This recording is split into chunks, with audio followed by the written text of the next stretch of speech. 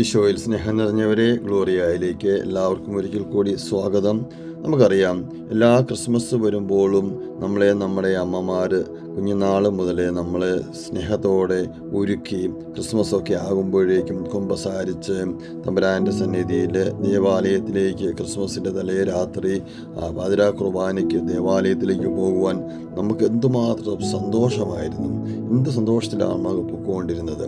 ഇന്ന് യോഹന്നാൻ 7:37 പറഞ്ഞു തരികയാണ്, തിരുനാളിൻ്റെ അവസാന മഹാദിനത്തിൽ യേശു എഴുന്നേറ്റ് നിന്ന് ശബ്ദമുയർത്തി പറഞ്ഞു, ആർക്കെങ്കിലും ദാഹിക്കുന്നെങ്കിൽ അവൻ എൻ്റെ അടുക്കൽ വന്ന് കുടിക്കട്ടെ.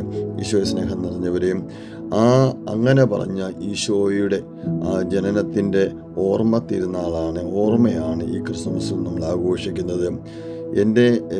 ആർക്കെങ്കിലും ദാഹിക്കുന്നെങ്കിൽ എൻ്റെ അടുത്തേക്ക് വരുവാൻ പറഞ്ഞവൻ ഉണ്ണിയായി പിറന്ന് ഭൂമിയിൽ അവതരിച്ചതിൻ്റെ ഒരു ക്രിസ്മസ് ദിനം നമ്മൾ ആഘോഷിക്കാൻ ചെല്ലുമ്പോൾ നമുക്കും എല്ലാവർക്കും അനുദപിച്ച് പശ്ചാത്തപിച്ച് കുമ്പസാരിച്ച് തമ്പുരാനിലേക്ക് ആ ഒരു വിശിഷ്ട ദിനത്തിലേക്ക് പോകുവാൻ ഒരുങ്ങാം. ഇപ്പം പരിശുദ്ധ അമ്മ നമ്മളോട് പറയുകയാണെങ്കിൽ, ഞാൻ ജെറുസലേം ദേവാലയത്തിലേക്കും അവിടുത്തെ തിരുനാൾ ആഘോഷങ്ങൾക്കുമായി പലപ്പോഴും പോയിരുന്നു.